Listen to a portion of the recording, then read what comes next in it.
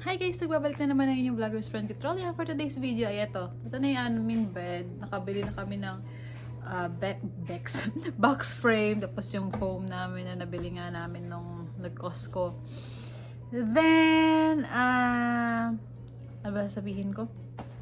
Ayun. Naka-off ako today. Then off ulit ako tomorrow. Wala. Linis-linis day ngayon guys. Kasi sobrang malinis naman na. Kaya lang yung mga puro kapag feeling ko madumi, lagay agad sa labahan. So natatabakan ako ng labahan. Ayan no, dalawang ano pa yan. Dalawang ano pa yan, dalawang labahan pa natutupiin, ganyan. So ayun, nagbus ako kahapon guys from work kasi tawag dito. Wala, tinatry ko lang kasi nga yun nga, ang reason namin is para pagsabay kami ni daddy mag-work. 6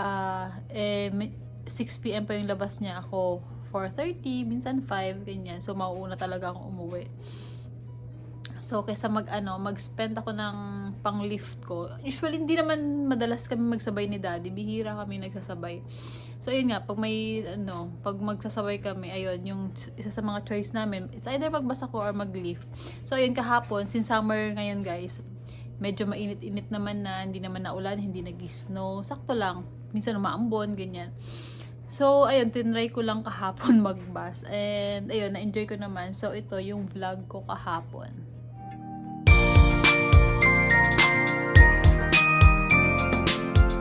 Today's video, nasa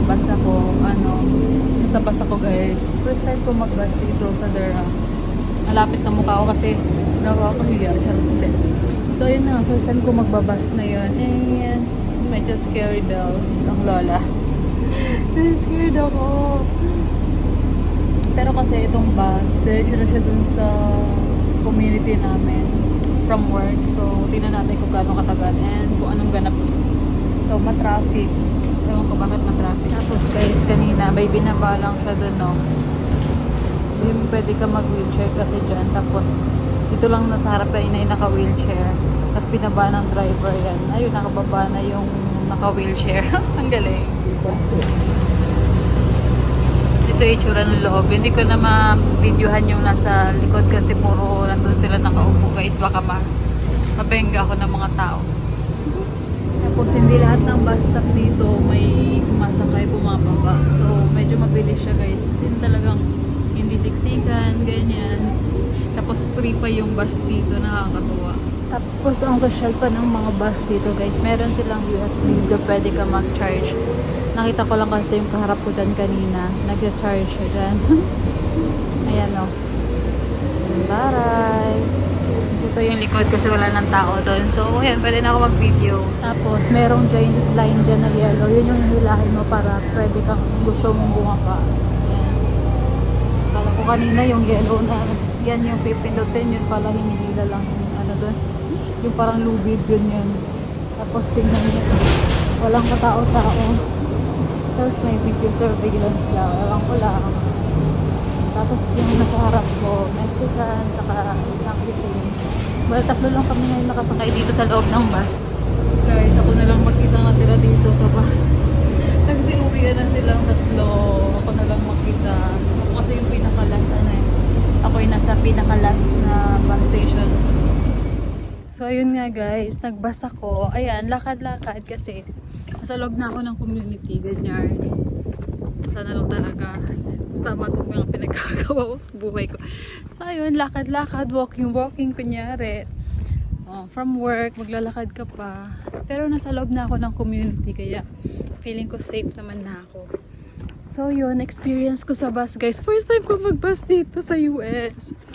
Sa US talaga eh. Dito sa Durham. Actually, yes. First time ko rin mag-bus dito talaga sa US. Kasi marami akong sasabing negative. Head northeast toward West Avenue. Negative nakakatakot daw ganyan. Pero hindi naman. So far ngayon. Okay naman. So, malakas loob ko na mag-walking kasi yung mga tao naman dito sa communities, nag-walk naman sila. So, mag-walk na lang din ako. At ako yung naliligaw. Hindi ko alam kung saan Head east toward Briar Rose Lane. Saan yung east, guys? Exit the traffic circle onto Briar Rose Lane. Oh my God, ano yung bahay namin? Saglit. Nakarating ako guys, my God. Dito na ako sa bahay. Naligaw-ligaw lang ako konti doon kanina pero ayan, nandito na tayo sa bahay. Ano yung bahay namin? I love you, bahay. Oh my God. Nakakatuwa. So, ito na yung ganap ko kapag wala si daddy. I mean, may pasok siya. Kailangan ko lang magbus. So, ayun guys, dito tayo sa bahay. Nakakatuwa. Review talaga. Review dun sa bus. Gulo-gulo. From duty ako from work. So, ayun, okay naman yung bus. Medyo nagantay lang siguro ako ng mga 5 minutes dun sa bus stop, dun sa tapat ng hospital. And then, yun nga, hindi lahat ng bus station is may tao or may sasakay. So, kapag walang sasakay, dire-diretso yung bus, mabilis lang. So, 5:15 ako umalis doon. 5:55 yata ako. Mga 45 minutes. Matagal din pala. Matagal din pala ang biniyahe ko. Hindi, mga 5:45 ako dumating sa bus station dito sa amin. Naglakad pa kasi ako. So, 5:45. So, mga 30 minutes ang biyahe. But, hindi naman masama. Kasi kapag naka-car naman is nasa 15 minutes yung biyahe. So, doble yung time. Pero, nakatipid naman ako sa pamasahe. Yung pamasahe kasi, yung lift, kanina sinek ko from hospital up to dito sa bahay, $11. So, okay lang naman. Kung di ka nagmamadali, gusto mo lang magliwaliw, pwede ka mag-bus, ganyan. Kung talagang gusto mo na umuwi, kailangan mong sumakay. Safety-wise, okay naman siya. Kasi katulad kanina, tatlo lang kayong pasahero. May mga pasaherong nauna, pero bumaba rin agad sila. So, parang yung kasama ko na lang doon tatlo, tapos ako yung pinakalas na bumaba. Kasi parang mga 3 stations away from dito sa amin. Doon sila nagsibabaan. So, ayun. Mabait naman is yung driver is babae. Babae din yung driver, guys. Ayun nga, pag may bumababa, kapag kanya may naka-wheelchair or may naka-stroller, binababa niya yung sasakyan para makapasok ng bus yung mga sasakay. 'Di ba? Napaka-efficient, ha?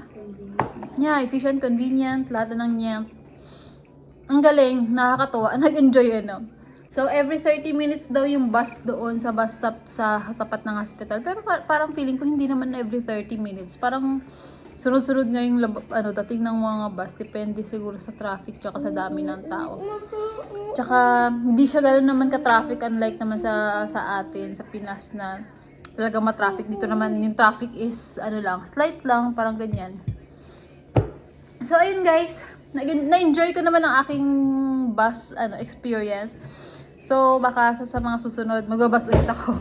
Sa mga susunod na sabay namin duty ni daddy, for sure magbabas ako kasi okay naman yung experience. Malinis yung loob ng bus, walang mga vandalism, ganyan. Then, walang dumi, may camera, may CCTV, may USB, pwede ka mag-charge sa loob ng bus. Smell niya sa loob ng bus, wala namang smell, ewan ko, hindi siya yung bus na ina-expect ko na nakakatakot sakyan. Hindi naman, okay naman siya. Siguro, exage lang magkwento yung iba na nakakatakot daw mag-bus, ganyan. Pero hindi naman, kapag na-try mo, okay naman.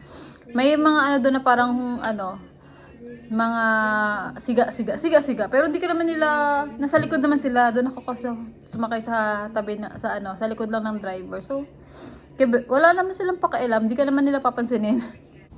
So, ayan, mag-walking din kami. Ayun, ganda, may rainbow. Oh, may rainbow. We did it before, Barbie light. Ha? We did it before. So, ayun guys, maglalakad kami kasi dito rin maglalakad sila Ate Baleng kapag pumasok na sila sa bus station. Tingnan nyo guys, pakalat-kalat lang dito sa community namin yung ano ba yung sama yan? Pusa. Goose or ducks.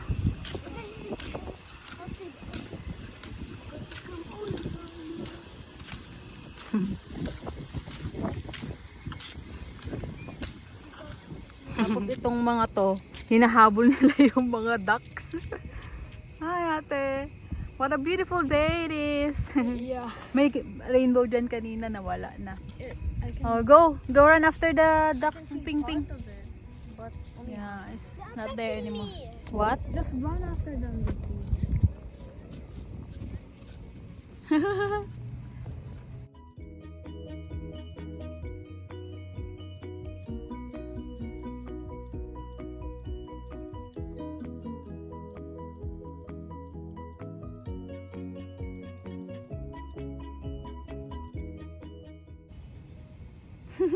Yung mga ducks yung natatakot, samantalang dito mga tao yata yung takot dyan sa ducks. Sila tuwang-tuwa sila sa ducks.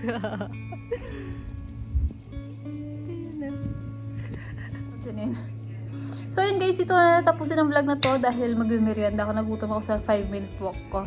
So yun lang, thank you for watching this vlog. Bye!